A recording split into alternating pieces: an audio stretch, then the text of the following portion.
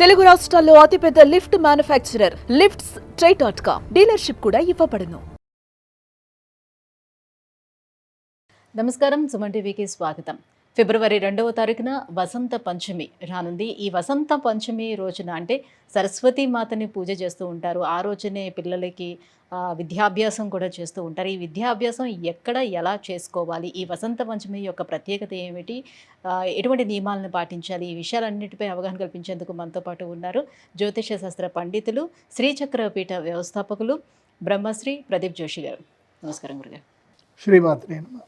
గురుగారు, వసంత పంచమి రాగానే పిల్లలందరికీ ఇంకా ఆ రోజే ఇంకా అక్షరాభ్యాసం చేసేయాలి అని చెప్పేసి అందరూ చూస్తూ ఉంటారు. అయితే అక్షరాభ్యాసం ఎక్కడ చేసుకుంటే వాళ్ళకి మంచి విద్య అనేది వస్తూ ఉంటుంది. సో ఎటువంటి నియమాలను ఈరోజు పాటించాలి, ఏంటి వసంత పంచమి యొక్క ప్రత్యేకత? శ్రీ గురుభ్యో నమః. శ్రీమాత్రే నమః.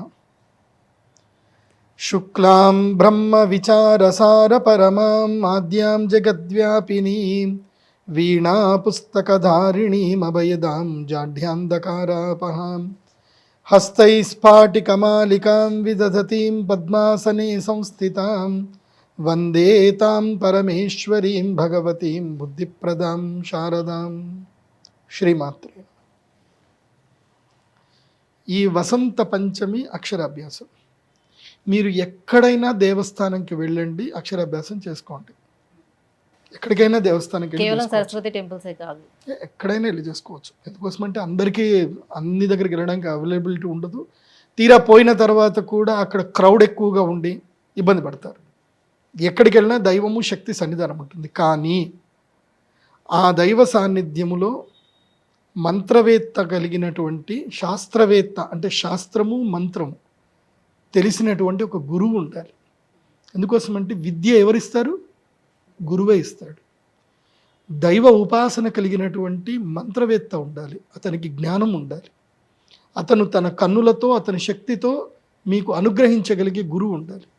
ఎందుకోసమంటే దైవం ఎక్కడైనా ఉంది, కానీ ఆ దైవానుగ్రహాన్ని ఇచ్చేటువంటి వాడు గురువు మాత్రమే. అందులోనూ జ్ఞానం ఇచ్చేటువంటి వాడు గురువు మాత్రమే. మంచి శాస్త్ర పండితులు ఉండేటువంటి ప్రదేశంలో, అంటే ఉపాసన ఏ దైవ బలం ఏ దేవస్థానంలో అయితే గనక దైవ బలము ఉపాసన బలం ఎక్కువ ఉన్నటువంటి పండితులు ఉండాలి.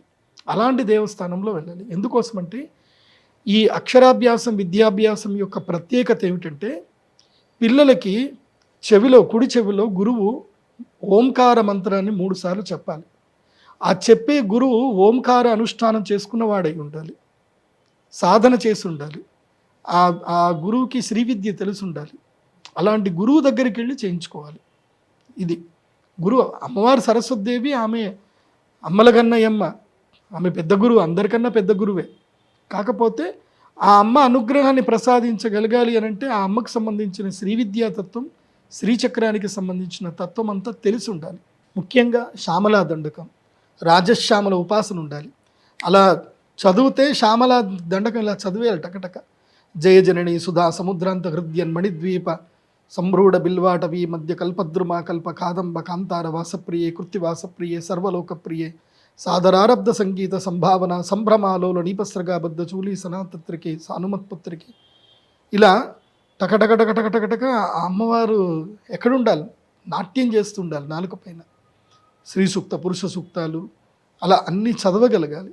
అలాంటి గురువు దగ్గరికి వెళ్ళి అక్షరాభ్యాసం చేయించుకోవాలి. అక్షరాభ్యాసం చేయించే పద్ధతి ఏమిటంటే కనుక మొట్టమొదటిగా మీరు ఒక క్లాత్, ఒక వైట్ కలర్ క్లాత్ కానీ ఆకుపచ్చ రంగు క్లాత్ కానీ ఏదైనా సరే, బ్లాక్ బ్లూ తప్ప ఏదైనా ఒక క్లాత్ తీసుకొని ఒక పీఠ మీద, ఒక చౌక పీఠ మీద క్లాత్ పరవాలి. దాని మీద బియ్యం వేయాలి. బియ్యం వేసి బియ్యాన్ని చదును చేయాలి.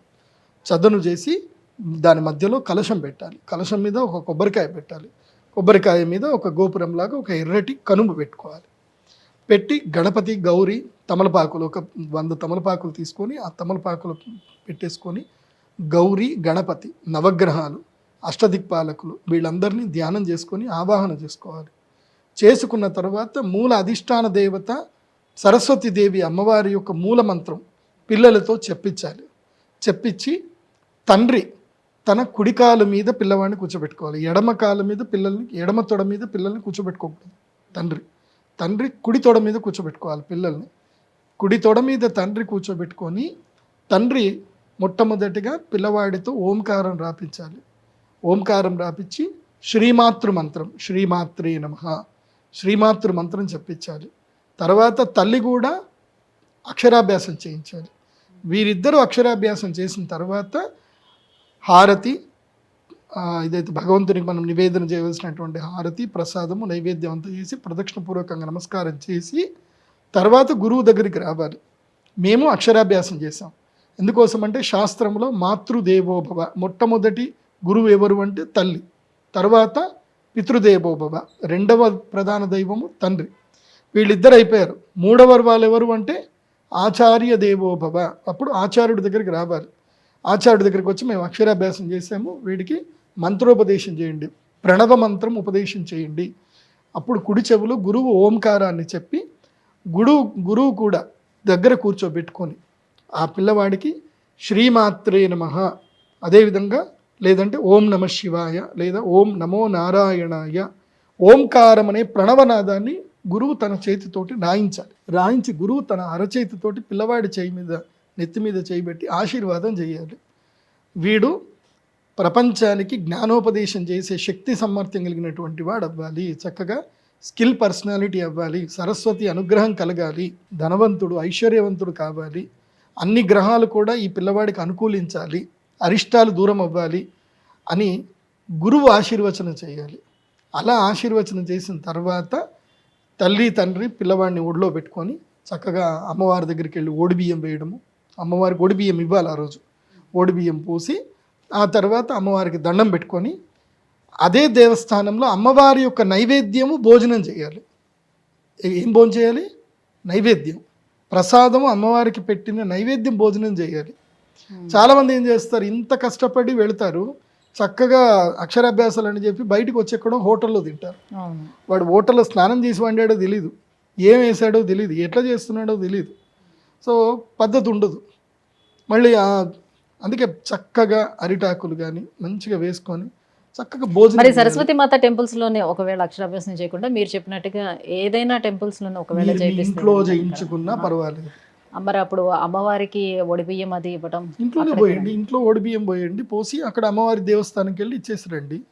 ఇప్పుడు వసంత పంచమి అంటే అందరు కూడా బాసర సరస్వతి దేవస్థానానికి వెళ్ళిపోతారు మోస్ట్లీ.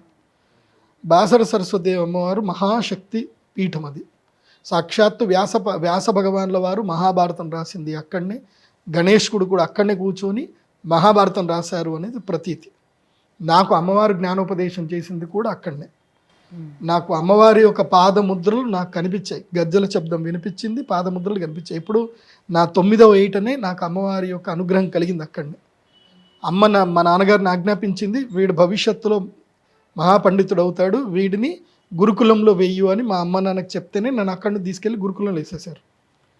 నేను లేకపోతే వేరే ఏ సాఫ్ట్వేర్ కంపెనీలో చేసుకుంటూ టిక్టాకులు చేసుకుంటూ ఉండేవాడినేమో. మా నాన్నగారు చెప్పారు కాబట్టి మా నాన్నగారు అటు పంపించారు. నేను అక్కడ ఉండి అమ్మవారు ఉపాసన చేసినప్పుడు పక్కన కొలను ఉండేది బాసర్లో. నేను మొదలు అక్కడ పద్ధతి ఏముండేనంటే బాసర్లో ఒక పెద్ద చెట్టు ఉండేది, రావి చెట్టు. ఇంత డెవలప్మెంట్ ఏం లేకుండా బాసర్లో. దాని ముందంతా పార్కింగ్ ప్లేస్ ఉంటుండే, మంచి కోనేరు ఉంటుండే.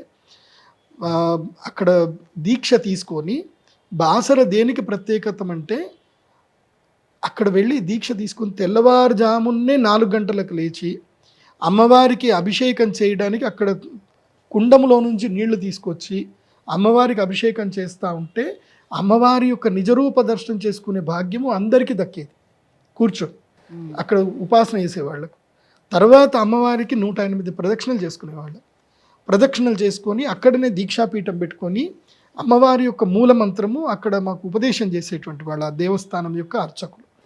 ఇప్పుడు అచ్యుతని ఒక ఆయన ఉంటుండే, అచ్యుతన్న అని చెప్పి వాళ్ళు మాకు ఉపదేశం చేశారు. ఉపదేశం చేసిన తర్వాత అక్కడ మంత్రం చదువుకోవాలి. 1,00,000 జపం కానీ 10,000 జపం కానీ చేసుకుంటూ ఉండాలి. మధ్యాహ్నము అంటే 11 అవుతూనే అమ్మవారి యొక్క కనుమిస్తారు. దేవస్థానం వాళ్ళే బ్రాహ్మణులే మనకు కనుమిస్తారు. అమ్మవారి యొక్క కనుమిస్తే ఆ కనుము 4 వైపులా ముడిగట్టేసుకొని దాన్ని కనుము ఇట్లా చేతిలో వేసేసుకొని బ్యాగులు లాగేసుకొని ఇటువైపు వేసుకొని భిక్షాటనకి వెళ్ళాలి. ఎక్కడ బాసర వ్యాసపురి దేవస్థానానికి సంబంధించిన బ్రాహ్మణుల కుటుంబాలు ఎవరైతే వ్యాసపురి బాసర విలేజ్లో వాళ్ళందరూ రెసిడెన్స్ అయి ఉంటారు. వాళ్ళ ఇళ్ళన్నీ కూడా ఒకరికొకరికి తెలుస్తూనే ఉంటాయి. వాళ్ళ ఇళ్ళకి వెళితే వాళ్ళు అక్కడ ఏం చేసేవాళ్ళు, ప్రతిరోజు వాళ్ళు వైశ్వానరము అగ్నిహోత్రం చేయగా మిగిలిన ప్రసాదం ఏదైతే ఉందో పక్కన పెట్టేవాళ్ళు. ఎవరు, ఈ దీక్షాపరుల కోసమని పక్కన పెట్టేవాళ్ళు కాబట్టి ఎవరైతే వస్తారో వాళ్ళందరికీ ఇంత అన్నం వేసేవాళ్ళు. అలా అన్నం వేసినప్పుడు వీళ్ళందరి ఇళ్ళ నుంచి అన్నం కలెక్ట్ చేసుకొని మళ్ళీ దేవస్థానంకి వచ్చి అమ్మవారికి ఆ ప్రసాదాన్ని చూపించి కొలను దగ్గరికి వెళ్ళి కొలంలో కొంచెం అది అన్నం వేసి మళ్ళీ అదే బట్టలోనే, మళ్ళీ ప్లేట్లో గీట్లో ఏం కాదు, మళ్ళీ దాంట్లో ఆవకాయలు గీవకాయలు ఏం యాడ్ చేసుకోవద్దు, వాళ్ళు ఏం వేశారో దాన్ని అలాగే తినాలి. తినేసి మళ్ళీ ఆ క్లాత్ కడుక్కోవాలి, అదే నీళ్ళల్లో క్లాత్ కడిగేసుకొని ఏం చేయాలి, మళ్ళీ ఆరేసుకొని మధ్యాహ్నం పూట కాస్త విశ్రాంతి తీసుకొని మళ్ళీ సాయంత్రం అమ్మవారికి భజన, రాత్రంతా మళ్ళీ జపం చేసుకొని పడుకోవాలి. మళ్ళీ తెల్లవారుజామునే 3:30కి లేవాలి, బ్రాహ్మీ ముహూర్తంలో లేవాలి, చల్లటి నీళ్ళు స్నానం చేయాలి, అమ్మవారి అభిషేకం చూడాలి, అమ్మవారి బండారు తీసుకోవాలి, బండారు నోట్లో వేసుకోవాలి, ఇట్లా తిరగాలి. ఇది బాసర దేవస్థానానికి సంబంధించిన ఒక పద్ధతి.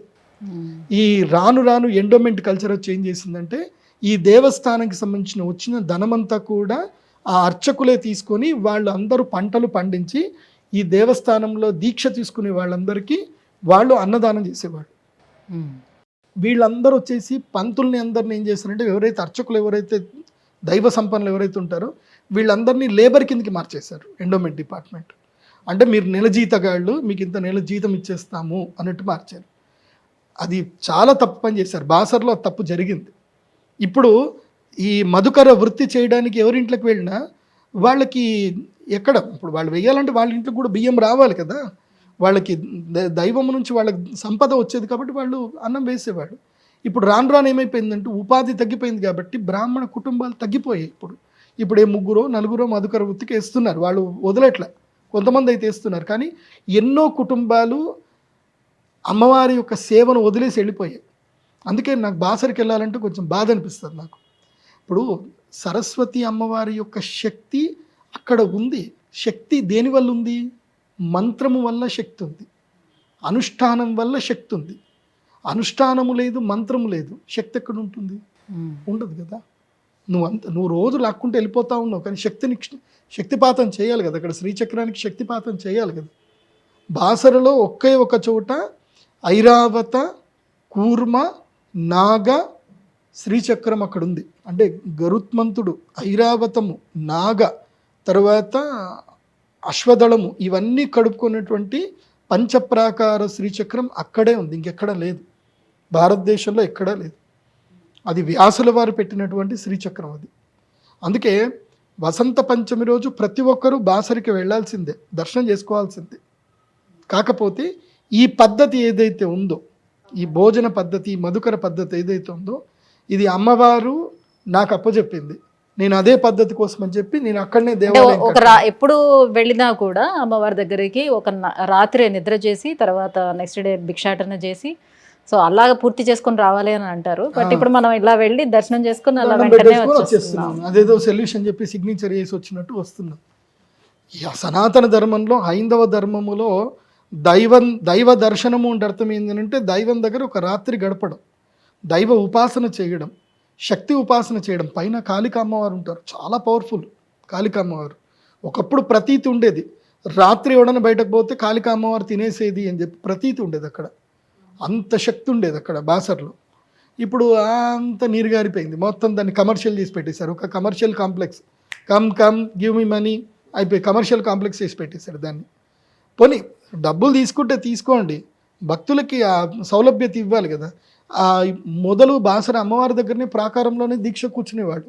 ఇప్పుడు ఆ దీక్షలు ఏం లేవు, ఏమనుంటే దీక్షలు మీరు అక్కడ బయట ఏదైనా హోటల్ నుండి చేసుకోరు అంటున్నారు. దీక్షాపీఠం లేదు, చాలా తప్పు చేస్తున్నారు. అండ్ ప్రధానంగా అక్కడ ఉండే రావి చెట్టును కొట్టేసేది కాదు, ఆ చెట్టును మొత్తం కొట్టేశారు. శక్తి అక్కడ ఉండేది వృక్ష రూపంలో శక్తి ఉండేది, దాన్ని కూడా కొట్టేశారు. ఇప్పుడు ఏదో చేస్తున్నారు, ఏదో నడుస్తున్నాయి. ఏముంటుంది, ఓ విఐపి లీడర్ తీసుకెళ్తే కూర్చోబెడతారు, మామూలు మనిషిని అయితే కూర్చోబెట్టలేరు. సో ఇట్లా జరుగుతుందన్నమాట. ఒకప్పుడు సాంప్రదాయాలు వేరు, ఇప్పుడు ఆ సాంప్రదాయాలన్నీ అటకెక్కేసాయి. ఈ వసంత పంచమి రోజున మీ దగ్గర ఎటువంటి పూజా కార్యక్రమాలు అవలంబిస్తున్నారు? నేను చెప్పేది ఏంటంటే, మీరు ఎవరైనా సరే బాసరకు రండి, అమ్మవారి దర్శనం చేసుకోండి. లేదంటే వసంత పంచమికి మా శ్రీచక్ర పీఠానికి రండి. pradeepjoshi.com వెబ్సైట్లో మా టెంపుల్ అడ్రస్ ఉంటుంది, వసంత పంచమికి సంబంధించిన వ్యవహారం ఏముంది, ఏం కథ అన్నీ ఉంటాయి. నేను అందరికీ పలకలు ఫ్రీగా ఇస్తాను, అందరికీ నా చేతితోటి అక్షరాభ్యాసం ఫ్రీగా చేసిస్తాను, అందరికీ నేను ఉపదేశం చేయిస్తాను. సంవత్సరంలో 3 రోజులు అమ్మవారి యొక్క అనుగ్రహం శక్తిపాతం ఉంటుంది నా దగ్గర. 3 రోజులు నేను అవైలబుల్ ఉంటాను, సంవత్సరానికి 3 రోజులు శక్తిపాతం నేను ఇవ్వగలుగుతాను. ఆ రోజు అమ్మ నన్ను అనుగ్రహిస్తుందని నాకు నమ్మకం ఉంది. వసంత పంచమి రోజు మీరు ఏ సమస్య ఉన్నా ఏదున్నా నన్ను వచ్చి కలవచ్చు, మాట్లాడచ్చు. తెల్ల ఆవాలు అభిమంత్రణం చేసిస్తాను శత్రుబాధ విముక్తి అవ్వడానికి. మీకు చదువు సరిగ్గా రావట్లేదు, జ్ఞానం సరిగ్గా లేదు, లవంగాలు తెచ్చుకోండి 100 గ్రాములు, అభిమంత్రణం చేసిస్తాను. లేదు మీకు ఆరోగ్య సమస్యలు ఎక్కువగా బాగా ఇబ్బంది పెడతా ఉన్నాయి, బెల్లము తెచ్చుకోండి, దాన్ని అభిమంత్రణం చేసిస్తాను, ఆరోగ్య సమస్యలు తగ్గుతాయి. జ్ఞాపక శక్తికి, విద్యా జ్ఞాన శక్తికి లవంగాలు, శత్రుబాధకి తెల్ల ఆవాలు, ఆరోగ్యమునకు బెల్లం. ఇవి కొంచెం కొంచెం తెచ్చుకోండి, నేను మంత్రించి ఇస్తాను. అవి తీసుకెళ్ళి నేను చెప్పినట్టుగా వాడుకోండి. ఆ ఒక్కరోజు నేను అందరికీ అవైలబుల్ ఉంటాను. సో వీళ్ళకేం డబ్బులు ఏమి అడగను, అభిమంత్రం చేసేయడానికి. కేవలం అక్షరాభ్యాసం చేయడానికి మాత్రమే కాదు, సో పిల్లలు ఎవరికైనా చదువు సరిగ్గా రావటం లేదు, రండి, ఎవరైనా సరే రండి. మీ పిల్లాడు ఇంటర్మీడియట్ చదువుతున్నా, వాడు సరిగ్గా చదవట్లేదు, వాడికి ఏం బుద్ధి లేదు, రండి, వాడికి నెత్తి మీద చేయబెడతాను, అనుగ్రహిస్తాను. అందరికీ ఆ రోజు మంత్రించి ఇస్తాను. అందరికీ అన్నదానము ఫ్రీగా ఉంటుంది, అందరూ అన్నదానం చేసుకోండి. అక్షరాభ్యాసం కూడా ఫ్రీగానే ఇస్తున్నాను. కాకపోతే మీకు ఇష్టం ఉంటే మీరు ఏదైనా సరే ఒక ప్రోడక్ట్ కొనుక్కుంటే, మా ఇంత కార్యక్రమం చేయాలంటే నా దగ్గర కూడా డబ్బులు రావాలి కదా. సో మీరు ఏదైనా ఒక ప్రోడక్ట్ కొనుక్కుంటే అక్షరాభ్యాసం మీకు ఫ్రీగానే ఉంటుంది. అక్షరాభ్యాసం అందరికీ ఫ్రీగానే, అందరికీ బలపం ఫ్రీనే. నా చేతితోటి నేను అందరికీ అక్షరాభ్యాసం రాయిస్తాను. పూజలో కూర్చోవాలంటే కొంచెం ఒక 2000 కూడా ముందుగా మీ వెబ్సైట్లోనే లాగిన్ వెబ్సైట్లో విజిట్ చేసుకోండి, బుక్ చేసుకోండి. లేదంటే డైరెక్ట్ వచ్చేయండి. డైరెక్ట్ ఫిబ్రవరి 2వ తారీఖు ఉదయం 7 గంటల నుంచి కార్యక్రమాలు స్టార్ట్ అయిపోతాయి. అదే రోజు రాజశ్యామల యాగం కూడా ఉంది. ఇప్పుడు రాబోయేటువంటి ఎలక్షన్స్ వస్తున్నాయండో, జెడ్పీటీసీ ఎలక్షన్స్ ఉన్నాయి, ఎంపీటీసీ ఎలక్షన్స్ ఉన్నాయి, నెక్స్ట్ మున్సిపల్ ఎలక్షన్స్ కూడా ఉన్నాయి. మరి గెలవాలి, ఎవరి అనుగ్రహం కావాలి? రాజశ్యామల దేవి అనుగ్రహం కావాలి. అనుగ్రహం రావాలి అని అంటే ఈ యజ్ఞంలో పాల్గొనాలి, రాజశ్యామల యజ్ఞంలో పాల్గొనాలి. సో ఈ కాంపిటేటివ్ ఎగ్జామ్లో సక్సెస్ అవ్వాలన్నా ఏదైనా సరే సంవత్సరానికి 3 ముహూర్తాలు ఉంటాయి, అత్యంత శ్రేష్టమైన ముహూర్తాలు. వసంత పంచమి, అక్షయ తృతీయ, ధనత్రయోదశి. ఈ 3 ముహూర్తాలు. ఈ 3 ముహూర్తాల్లోనే నేను యజ్ఞం చేయిస్తాను, యంత్రం కూడా ఇస్తాను. మిగతా ఏ రోజుల్లోనూ నేను యంత్రము ఇవ్వను. మళ్ళీ ఆ రోజుల్లో యంత్రం తీసుకోవాలంటే 1 lakh పెట్టి పూజ చేసుకోవాలి, మిగతా రోజుల్లో తీసుకోవాలి. అదే ఈరోజు అనుకోండి 30,000, 35,000లో మీకు యంత్రము వస్తుంది, యజ్ఞము జరుగుతుంది, చక్కగా భోజనం చేసుకుంటారు, ప్రసాదం తీసుకుంటారు. నేను భక్తులకు చెప్పేది ఏంటంటే, వసంత పంచమి రోజు అక్షరాభ్యాసం చేసుకోవాలి అనుకుంటే మా శ్రీచక్ర పీఠంలో అక్షరాభ్యాసం చేయండి. మా దేవస్థానం డెవలప్మెంట్కి మీరు కూడా సహాయకులు అవ్వండి, దాతలు అవ్వండి. అక్కడి నుంచి బాసరికి వెళ్ళడానికి జస్ట్ 16 కిలోమీటర్లే, పక్కనే ఉంటుంది. బాసరికి వెళ్ళండి, అమ్మవారి దర్శనం చేసుకొని రండి. మా శ్రీచక్ర పీఠానికి వచ్చి భోజనం చేయండి. బాసర్లో ఎవరైనా అక్షరాభ్యాసం చేసుకున్నా మా శ్రీచక్ర పీఠానికి వచ్చి భోజనం చేయండి. ఆ రోజు మేము అందరికీ అన్నదానం, అందరికీ సరిపడా అన్నం వండి పెడతాము. 1000 మందికి అన్నదానం చేయడానికి మేము సిద్ధం ఉన్నాము. సో మీరు ఒకవేళ బాసర్లో చేసుకున్నా ఎక్కడో పడి తినకండి, ఇష్టం వచ్చినట్టుగా తినకండి. ఆ రోజు పూజ జరిగింది కాబట్టి. రాజశ్యామల యాగం కూడా దాంతో పాటుగానే చేస్తారు. రాజశ్యామల యాగం 9 గంటలకు ప్రారంభం అవుతుంది, 7 గంటల వరకు అందరూ వచ్చేసేయాలి. అక్షరాభ్యాసాలు అమ్మవారి దేవాలయంలో కంటిన్యూ జరుగుతూనే ఉంటాయి. అమ్మవారి సన్నిధానంలో శ్రీచక్రం దగ్గరనే, అంటే మా దగ్గర 360 kgల పంచలోహ శ్రీచక్రం ఉంది, పెద్దది. సో ఆ పంచలోహ శ్రీచక్రం దగ్గరనే అక్షరాభ్యాసాలు జరుగుతూ ఉంటాయి కంటిన్యూగా. మార్నింగ్ 8 o'clock నుంచి ఎవ్రీ 1 hourకి ఒక అక్షరాభ్యాసం సెషన్స్ నడుస్తూనే ఉంటాయి అమ్మవారి సన్నిధానంలో. అక్షరాభ్యాసం అవ్వడము, అక్షరాభ్యాసం కాగానే అందరూ వెళ్ళి అమ్మవారి దగ్గరికి వెళ్ళి మీ పిల్లల్ని అమ్మవారికి ఒళ్ళోని కూర్చోబెట్టి దండం పెట్టేసుకొని మీరు బయటకు రండి. మేము అలో చేస్తాం, అమ్మవారి దేవస్థానం లోపలికి పోవడానికి కూడా మేము అలో చేస్తాం. మేము ఎవరిని రిస్ట్రిక్ట్ చెయ్యం. బికాస్ అంత కష్టపడి మీరు అమ్మవారి సాన్నిధ్యానికి వెళ్ళిపోతే ఎట్లా? వెళ్ళండి, అందరూ అమ్మవారి సాన్నిధ్యానికి వెళ్ళండి. మీ పిల్లాడిని అమ్మవారి ఒళ్ళో కూర్చోబెట్టండి, దండం పెట్టుకోండి. తర్వాత అక్షరాభ్యాసము అంత అయిపోయిన తర్వాత యాగం జరుగుతుంది, యాగంలో పాల్గొనండి, లేదంటే కూర్చోండి. యాగం మొత్తం అయిపోయిన తర్వాత అన్నదానాలు జరుగుతూ ఉంటుంది. అప్పుడు నేను అందరికీ అక్షరాభ్యాసము, అభిమంత్రణం అన్నీ ఇస్తాను. మధ్యాహ్నం 2 గంటల నుంచి ప్రారంభం చేసుకొని సాయంత్రం 6 గంటల వరకు, 6-8 గంటల వరకు అందరికి ఇస్తాను. మా శ్రీచక్ర పీఠంలో ప్రత్యేకత ఏంటంటే అక్షరాభ్యాసం చేసే ప్రతి ఒక్కరికి కూడా శ్యామలా దండకము ఫ్రీగా ఇస్తాము. అలాగే మీరు వేసుకున్నారు చూడండి మాతంగి మాల, ఇది సరస్వతి మాల అంటారు. ఈ మాతంగి మాల ఎవరెవరు యాగం చేస్తారో, ఎవరెవరు అక్షరాభ్యాసం చేసుకుంటారో వాళ్ళందరికీ కూడా ఇవ్వడం జరుగుతుంది. బట్ దానికి డొనేషన్ అయితే చేయాల్సింది ఉంటుంది. సో మాతంగి మాల వేసుకోవాలి ఆ రోజు, శ్యామలా దండకం చెప్పించుకోవాలి. అండ్ రాత్రి 7 గంటలకి అమ్మవారికి హారతి ఉంటుంది, పెద్ద హారతి ఉంటుంది, లలితా సహస్రనామ పారాయణం ఉంటుంది. రాత్రి 7 గంటలకు పారాయణం చేసుకున్నాక కార్యక్రమాలు అయిపోతాయి. సో మా శ్రీచక్ర పీఠానికి ఉదయం 7 గంటల నుంచి స్టార్ట్ అవ్వాలి. మీరు ముందు రోజు వచ్చి ఫిబ్రవరి 1వ తారీఖుకి వచ్చి అక్కడ పడుకుంటారంటే కూడా వచ్చి పడుకోండి. లేదు ఫిబ్రవరి 5వ తారీఖు మీరు అక్కడనే నిద్ర చేస్తారన్నా యువర్ వెల్కమ్, మీరు హాయిగా నిద్ర చేయండి.